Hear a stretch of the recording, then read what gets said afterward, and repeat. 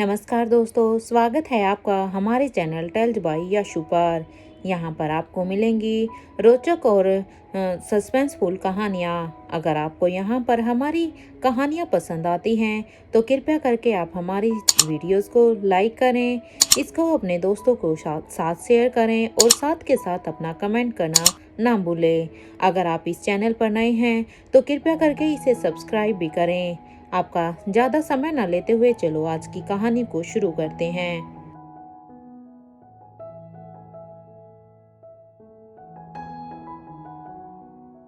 पिछले एपिसोड में हमने देखा था कि यहाँ पर एक खबर जहाँ पर अनिका के पास थी, क्योंकि अनिका ने एक वीडियो को देखा था जिसके बाद अब अनिका के चेहरे की हवाइयाँ उड़ी हुई थी। वैसे ही अब जब अनिका रोहित, कविनालिशा और बड़ी रानी को एक साथ आता हुआ देखती है तो अब वो जान जाती है कि रोहित को भी किसी तरह का कोई शौक लगा हुआ है, क्योंकि उसके चेहरे से वो उसे पहचान जाती है। इसलिए जब वो दोनों अब ब्रेकफास्ट की टेबल पर एक साइड बैठे हुए होते हैं तब अब अनिका रोहित से पूछती है तो रोहित अब अपने फोन से एक वीडियो चलाकर अनिका को दिखा देता है, जिसे देखने के बाद अब अनिका भी हैरान हो जाती है और अब वो कहती है आपको ये कहाँ से मिला मिस्टर मारवा। लेकिन हाँ, इतना जरूर है कि ये लोग अब बहुत ही आगे बढ़ते जा रहे हैं, हमें इनके बारे में कुछ करना होगा। वो दोनों अभी यही बातें कर रहे थे कि तभी अब वहाँ पर करण और धनंजय आ जाते हैं। अब वो करण यहाँ पर आकाश से कहता है, आकाश सच में तुमने तो आज बच्चों को सुबह सुबह ही सरप्राइज दे दिया। अपने पापा की बात को सुनकर आकाश कहता है, पापा वो थोड़ा सा मिस्टर मारवा से इंस्पायर हो रहा हूँ ना, इसी वजह से, क्योंकि जहाँ पर मिस्टर मारवा सभी को इतने सारे सरप्राइज दे रहे हैं तो मैंने भी सोचा कि क्यों ना एक मैं भी दे दूं। आकाश की इस बात पर अब वहाँ पर मयूर, जो कि ये सारी ही बातें सुन रहा था, वो कहता है, वैसे करण अंकल आप भी कुछ सरप्राइज दे सकते हैं, हम सब उस सरप्राइज के लिए तैयार रहेंगे। मयूर की ये बात सुनकर तो अब करण गुलेरिया उसे गुस्से से देखने लगते हैं।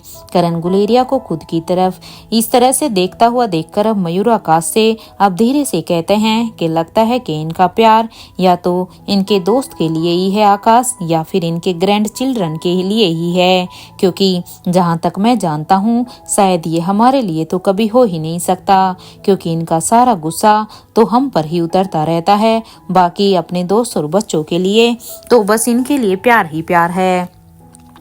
मयूर की इस बात को सुनकर अब आकाश अपने पैर से उसके पैर पर एक लात मारता है और अब उसे चुप रहने के लिए कहता है, क्योंकि मयूर यहाँ पर जितना बोल रहा था इसलिए आकाश उसे चुप इसलिए करा रहा था कि अगर यहाँ पर पापा ने सुन लिया तो फिर यहाँ पर करण और मयूर और आकाश की दोनों की ही शामत आने वाली थी। यहाँ पर सभी अब अपने अपने ब्रेकफास्ट को फिनिश कर रहे थे और फिर वो भी एक दूसरे के साथ होटल से बाहर निकल कर आ जाते हैं। यहाँ पर सारे ही बच्चों की एक्साइटमेंट तो अनदर लेवल की थी, क्योंकि आज सभी कल से भी ज्यादा एक्साइटेड थे। जहां पर सभी पार्क के अंदर जा रहे थे कि तभी अब रिया ने अनिका से कहा, मम्मा आज हम रोलर कोस्टर 360 एंजॉय करेंगे। रिया की ये बात सुनकर तो जहां पर कुछ बड़े एकदम से ही शौक हो गए थे, क्योंकि 360 का मतलब है कि वो उस राइड्स में जाने से डर रहे थे, क्योंकि उस राइड में वो पूरा ही घूमने वाले थे, उसमें कोई भी उनका स्टॉप पॉइंट नहीं होने वाला था, इसलिए वो सभी डरे हुए थे। तो वहीं इधर धनंजय और करण दोनों ने ही एक साथ ही कहा, बिल्कुल बिल्कुल ये लड़की तो सवाती पर गई है। ये कहते हुए दोनों अब एक दूसरे को देखने लगते हैं, क्योंकि रिया को देखकर उन्हें सच में यकीन ही नहीं होता कि रिया के अंदर उसकी नानी की तरह बिल्कुल कोई भी फियर नहीं था, क्योंकि उसे भी एडवेंचर्स बहुत ही पसंद थे, इसलिए वो उनके मुंह से सहसा ही ये सब निकल जाता है। और वो अब रिया से कहते हैं, जरूर जरूर जाना, लेकिन उससे पहले थोड़ा सा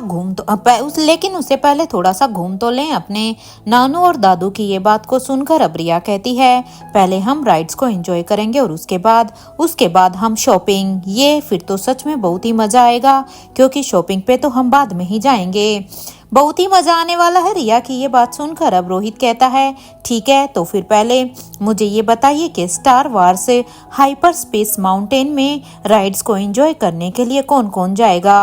अब रोहित की ये बात सुनते ही अब रिया, यश, सबा इन सब ने ये पहले से ही तैयार थे। तो यहाँ अब श्वेता अब क्रिश से कहती है, अगर तू राइड्स के वक्त मेरा हाथ पकड़ेगा तो मैं भी जाऊंगी, लेकिन क्रिस क्या तू राइड्स करते टाइम मेरा हाथ पकड़ लेगा?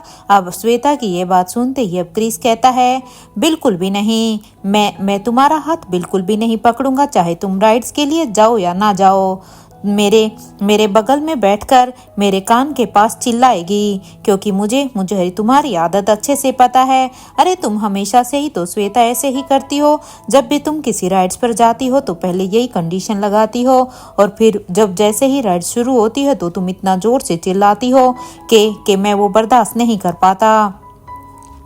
और आज भी तुम ऐसा ही कुछ करोगी, इसलिए आज मैं तुम्हारे साथ बिल्कुल भी नहीं जाने वाला, और मैं तुम्हारा हाथ तो बिल्कुल भी नहीं पकड़ने वाला। अपने भाई की ये बात सुनकर अब श्वेता कहती है फिर ठीक है, फिर तुम मत जाओ। यहाँ श्वेता को ऐसे देखकर अब श्रेया को श्वेता पर बड़ा ही तरस आता है। अब श्रेया कहती है डोंट वरी श्वेता, तुम्हारे साथ आकाश जाएंगे। वो क्या है ना कि ये एक इंडोर रोलर कोस्टर राइड है, और मुझे भी इसमें बहुत ही डर लगता है, इसलिए मैं आकाश के साथ बिल्कुल भी नहीं जाने वाली हूँ, इसलिए तुम आकाश के साथ जा सकती हो।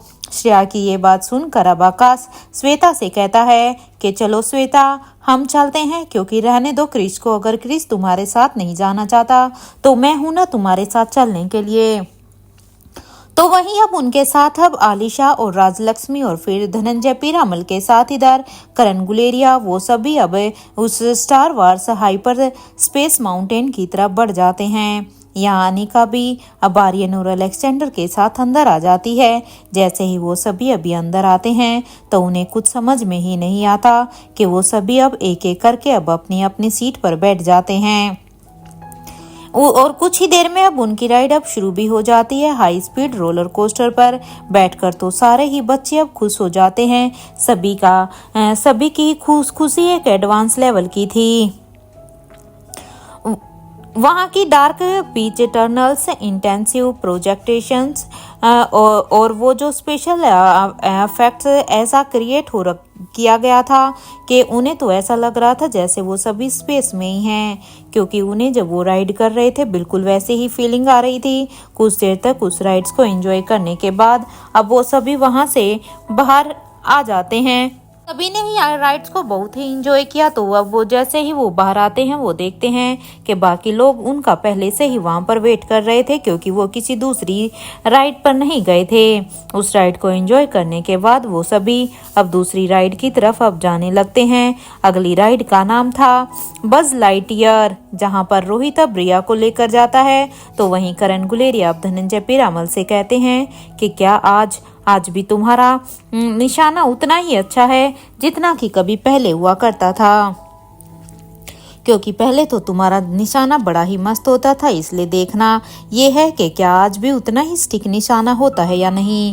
अपने दोस्त की ये बात सुनकर अब धनंजय पीरामल कहते हैं भला ये सवाल तुम अभी ही क्यों कर रहे हो? कहीं ऐसा तो नहीं है ना कि तुम अंदर जाना चाहते हो?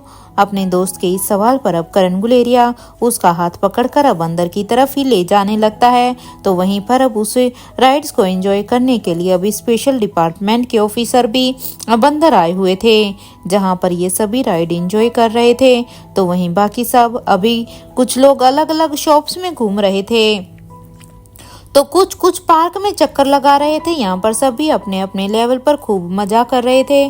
कुछ देर के बाद अब अंदर से जब सभी लोग उसका मजा लेकर आ जाते हैं तो यहाँ ब्रिया अब अपने दादू से कहती है वाह दादू, आपका निशाना तो बहुत ही अच्छा है, क्योंकि वहां पर अंदर जाने के लिए अब एक तरफ जहां पर करण यहाँ पर धनंजय का निशाना देखना चाहता था, तो वहीं धनंजय भी, क्योंकि धनंजय 15 साल के बाद फिर से ऐसा कुछ कर रहा था, इसलिए धनंजय को भी अभी पूरी तरह से यकीन नहीं था कि क्या वो 15 साल बाद फिर से ऐसा निशाना लगा पाएगा या नहीं।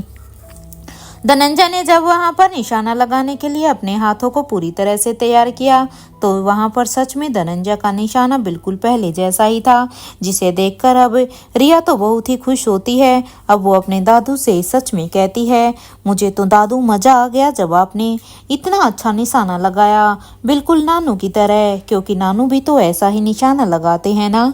रिया की ये बात सुनकर अब धनंजय और करण दोनों अब एक दूसरे को ही देखने लगते हैं। उसके बाद वो दोनों अब एक दूसरे को हाई फाई देते हैं, क्योंकि यहाँ पर करण और धनंजय दोनों ने ही काफी अच्छा गेम खेला था। दोनों का ही निशाना बिल्कुल सही जगह पर था। कुछ ही देर तक वो सभी अब आसपास ऐसे ही एंजॉय करते रहते हैं। कुछ ऐसे ही एंजॉय करने के बाद वो सभी अब टॉय स्टोरी प्लेलैंड में पहुंचते हैं। वहां पर स्पेशली 2 राइड रखी हुई थी, जिसमें एक थी slinky dog zig zag spin और दूसरा था टॉय सोल्जर्स पैराशूट ड्रॉप था, जहां पर पिंकी, श्रेया, अंजलि मामी, ज्योत्सना, बड़ी रानी और उनके साथ ज्योत्सना और फरीजा बैठे हुए थे। तो वहीं दूसरी तरफ toy soldiers parachute drop rides को एंजॉय करने के लिए बाकी सब उस तरफ जाने लगते हैं, जिसमें एक तरफ करण गुलेरिया के साथ रोहित था, अलेक्जेंडर और रिया बैठे हुए थे। तो वहीं दूसरी तरफ धनंजय पीरामल के साथ अनिका, यश, आर्यन और आलिशा बैठे हुए थे। कुछ ही देर में ये राइड भी अब शुरू हो जाती है। कुछ देर तक उस राइड को अब एंजॉय करने के बाद वो सभी अब बहुत ही खुश नजर आ रहे थे। सभी अब आकर अब अपने फिर से उस मीटिंग पॉइंट पर आ जाते हैं। रिया अब आते हुए सभी से ही कहती है, अब तो मैं सच में बहुत ही थक गई हूँ अब, लेकिन मेरा मन अभी भी नहीं भरा है, लेकिन अब मेरा शरीर जवाब दे रहा है। सच में अब मुझे रेस्ट की जरूरत है। रिया की ये बात सुनकर अब क्रिस कहता है, क्यों रिया, तुम्हें कार नहीं चलानी है क्या? तुम भला अभी से ही कैसे थक सकती हो, क्योंकि तुम्हारा भी गेम तो कार वाला बचा ही हुआ है। तुम्हें याद है ना कि तुम्हारे डैड ने मेरी सपोर्ट कार खरीद ली थी। अपने मामू की ये बात सुनकर अब रिया कहती है, हाँ वो मैंने ही डैड से कहा था कि मुझे ऐसी ही सपोर्ट्स कार चाहिए। अब इस बात पर अब क्रिस कहता है कि तो फिर चलें। अब क्रिस की ये बात सुनकर इससे पहले कि रिया अब कुछ भी कहती कि तभी अब सभी के ही कानों में अब आयशा मारवा की आवाज आती है। आयशा मारवा जो कि कह रही थी कि कोई भी कार रेसिंग नहीं करेगा, और वैसे भी क्या जरूरत है, यहाँ इतनी सारी तो राइड्स है, तो ऐसे में कार चलाने की क्या ही जरूरत है। कार रेसिंग की कोई भी जरूरत नहीं है, इसलिए यहाँ पर जो भी राइड है अभी बस उन्हीं को ही एंजॉय करो। अपनी दादी माँ की ये बात सुनकर अब रिया कहती है, ओके दादी माँ, मैं आपकी बात को सुनूंगी एज यू विश, बट आप प्लीज मुझसे नाराज ना हो। अब रिया की ये बात सुनते ही ये कहते हुए रिया अब अपनी दादी माँ को एक जोर का हक कर लेती है, और अब जोर का हक करते हुए फिर से कहती है, दादी माँ चलिए अब हम कुछ नहीं कर रहे, हम पहले अब शॉपिंग करने के लिए चलते हैं। रिया की ये बात सुनकर अब आयशा मारवा को रिया के ऊपर काफी प्राउड फील होता है कि सच में उसकी एक बात पर ही रिया उसका कहा मान रही थी। इसलिए अब आयशा मारवा कहती है, अभी तो कुछ राइड्स और भी बची हुई है ना रिया, तो पहले हम उनको कर लेते हैं, क्योंकि फिर कहीं तुम बाद में ये ना कहो कि मैंने वो नहीं किया। अपनी दादी माँ की ये बात सुनकर अब रोहित भी कहता है, इट्स ओके माँ, और वैसे भी अभी जितनी भी बची हुई है वो हम सभी फिर कल एंजॉय कर लेंगे, और वैसे भी अभी कुछ ही देर में तो पार्क बंद होने ही वाला है, तो इस टाइम को सभी अब शॉपिंग के लिए स्पेंड करते हैं। क्योंकि अगर देखा जाए तो आज के लिए तो राइड्स बहुत ज़्यादा हो चुकी हैं, बहुत ज़्यादा ही इंजॉयमेंट हो चुका है, और अब अगर देखा जाए तो अब बच्चे भी थक गए हैं।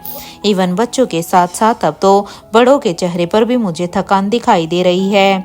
रोहित की ये बात सुनकर अब सभी हाँ में अपना सिर हिलाते हैं, और वो कहते हैं, हाँ अब हमें शॉपिंग के लिए चलना चाहिए।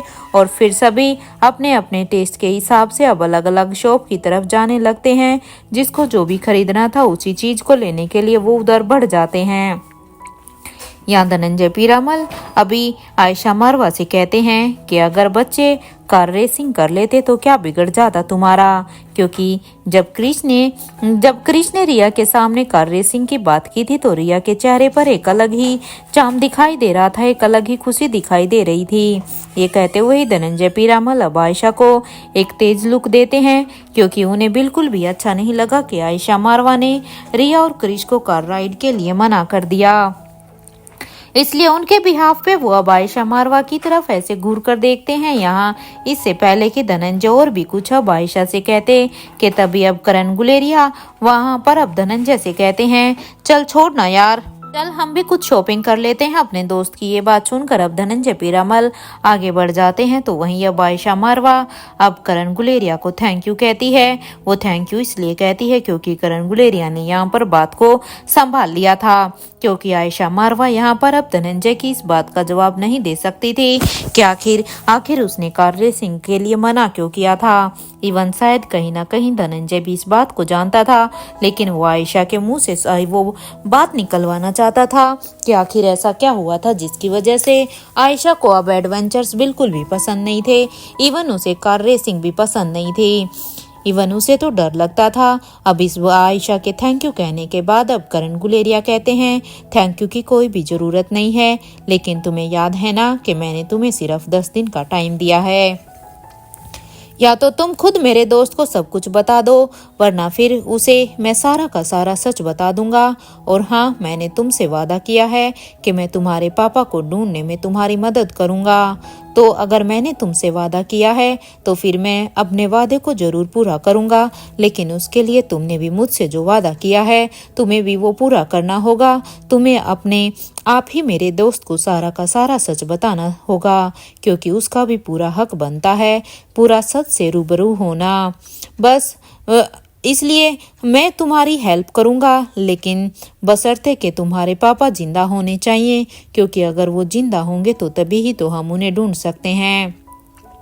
और हाँ आयशा, अभी तुम रिलैक्स हो जाओ और चलो। यहाँ अब करण और आयशा अब एक दूसरे के साथ अंदर की तरफ जा रहे थे तो वहीं उन दोनों को इस तरह से साथ जाते हुए देखकर अब स्वाति अब अपने मन में ही कहती है कि ये करण आयशा से क्या कह रहा था और वो आयशा के पापा को क्यों ढूंढ रहा था।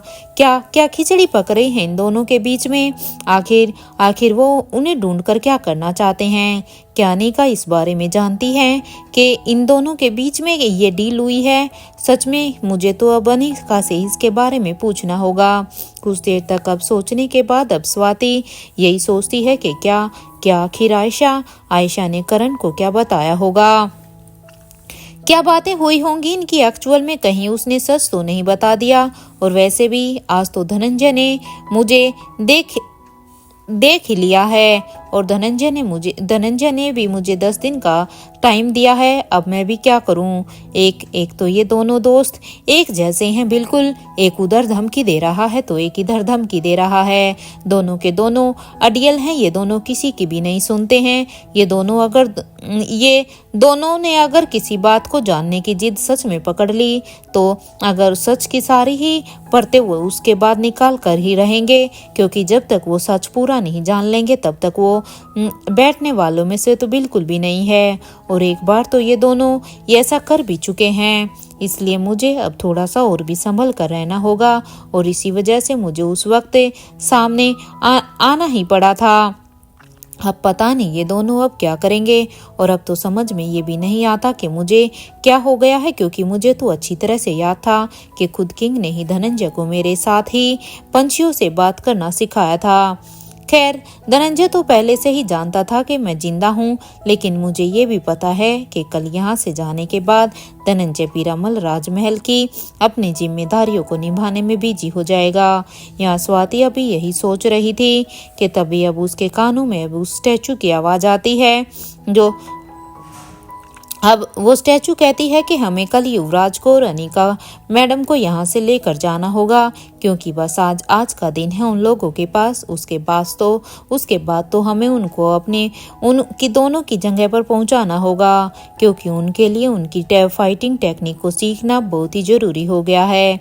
स्टैचू की इस बात पर अब स्वाति कहती है कि मुझे पता है तुम मुझे बार बार ये क्यों याद दिला रही हो। वैसे भी तुम्हारी गलती की वजह से ही धनंजय ने मुझे देखा है। स्वाति मल्होत्रा की ये बात सुनकर अब वो स्टैचू कहती है मेरी गलती की वजह से नहीं, बल्कि आपकी गलती की वजह से, क्योंकि मेरी वजह से ऐसा कुछ भी नहीं हुआ है। और वैसे भी वो मेरे युवराज के पिता हैं और वो अंदर आना चाहते थे तो मैंने बस उन्हें अंदर आने दिया। इसमें मेरी क्या गलती है। स्टैचू की ये बात सुनकर अब स्वाति मल्होत्रा कहती है ठीक है फिर अब चलो यहाँ से, क्योंकि स्वाति भी ये बात अच्छी तरह से जानती थी कि ये सिर्फ एक स्टैचू है, ये बस एक मशीन की तरह ही बातों को समझती है। वो किसी इंसानी इमोशंस को बिल्कुल भी नहीं समझती, और अगर स्वाति उसे कुछ भी समझाने की कोशिश करेगी तो शायद वो उस बात को समझ भी नहीं पाएगी। इसलिए अब थक हार कर स्वाति कहती है कि ठीक है, अब हम चलते हैं, इससे पहले कि कोई और हमें यहाँ पर ना देख ले। इस बात पर अब वो स्टैचू कहती है, इसमें भी आपकी ही गलती होगी। आपको मिस्टर धनंजय पीरामल की क्वालिटीज के बारे में तो पता होना ही चाहिए। इस बात पर अब स्वाति कहती है, मुझे पता है उसके बारे में, इवन मुझे तो उसके बारे में बहुत कुछ ही पता है। मैं ये भी जानती हूँ कि धनंजय पीरामल का नाम ही काफी है राजमहल के दुश्मनों के लिए, और अब तक जितना मुझे पता है ये बात फैल गई होगी कि धनंजय पीरामल जिंदा है।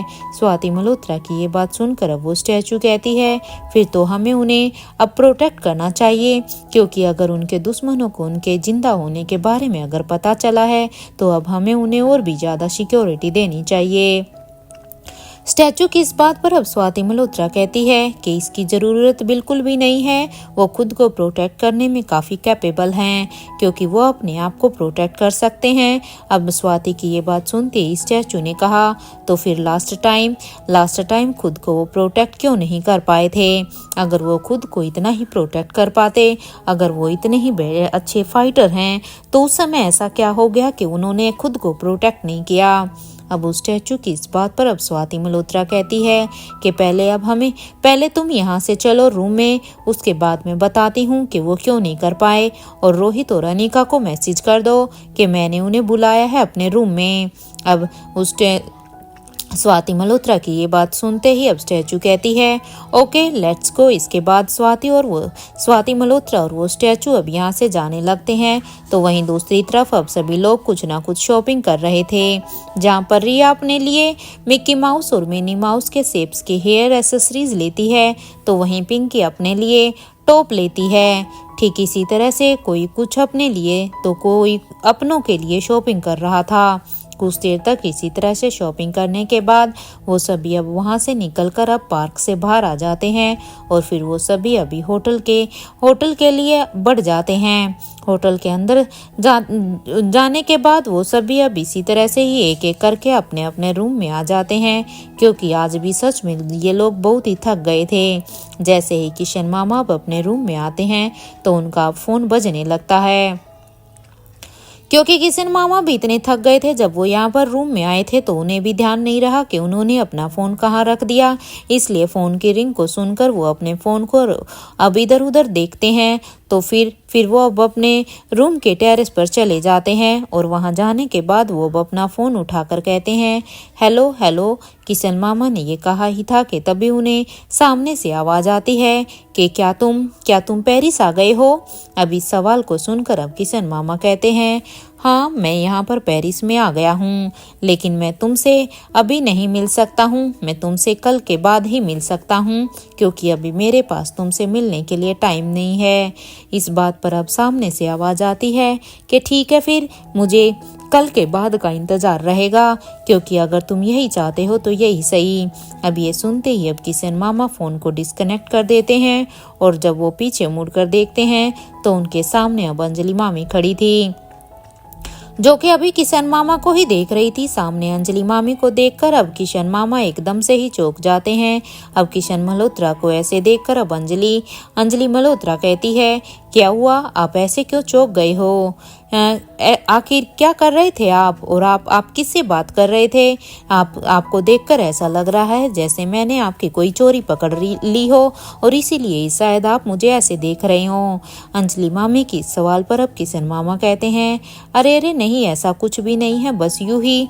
तुम एक काम करो, पहले तुम फ्रेश हो जाओ, उसके बाद मैं फ्रेश होऊंगा। और हाँ, तुम्हें याद तो है ना कि last week world's biggest car racing competition होने वाला है, तो जिसमें हर साल की तरह इस साल भी इंडिया को कार्तिक ही रिप्रेजेंट करने वाला है, तो उसे सपोर्ट करने के लिए क्रिस भी जाएगा। क्रिस मामा की ये बात सुनकर अब अंजलि मामी कहती है, तभी मैं सोचूं कि ये लड़का इतनी आसानी से यहाँ पर कैसे आ सकता है।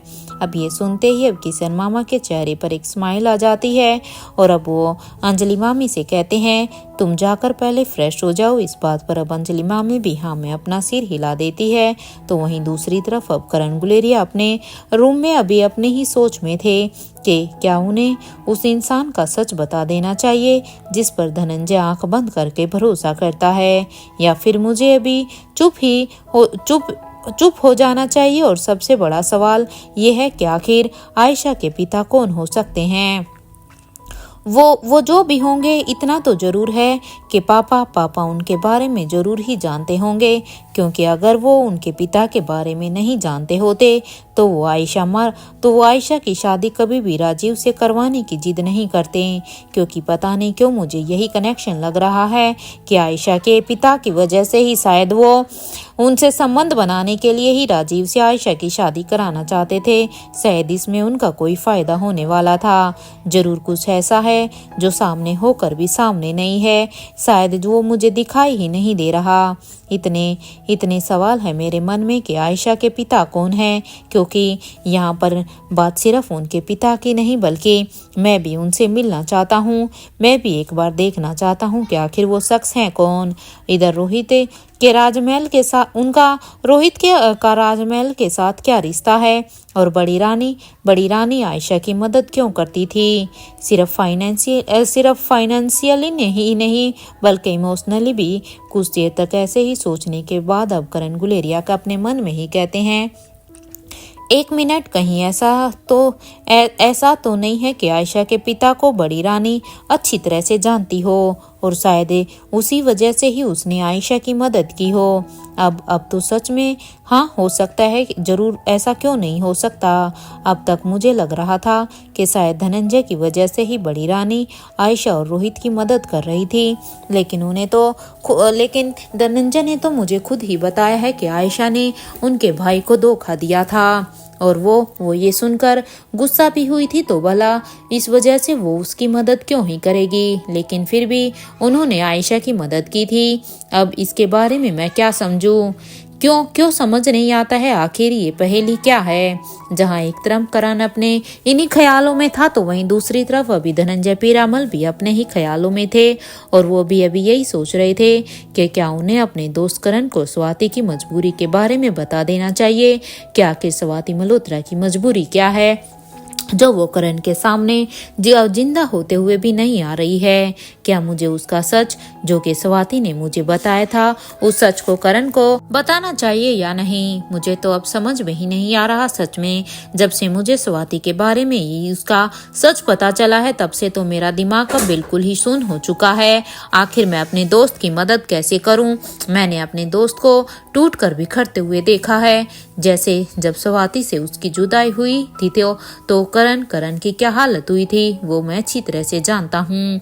लेकिन अब और नहीं, इसीलिए ही मैंने स्वाति को 10 दिन का टाइम दिया है, क्योंकि अगर स्वाति की मजबूरी नहीं होती तो शायद अब तक तो मैं करण को उसके बारे में सब कुछ बता चुका होता। लेकिन स्वाति की भी अपनी मजबूरी है, मैं भी उसे अच्छी तरह से समझता हूँ, इसलिए ही उसे 10 दिन का टाइम दिया है। अगर वो 10 दिन में खुद अब करण के सामने आ गई तो ये स्वाति के लिए भी अच्छा होगा। लेकिन अगर वो अब करण के सामने 10 दिन तक नहीं आई, 10 दिन के अंतराल के बाद भी अगर वो उसके सामने नहीं आई तो फिर तो मुझे मजबूरन करण को स्वाति के बारे में सब कुछ बताना ही होगा, फिर चाहे इसका अंजाम जो भी हो।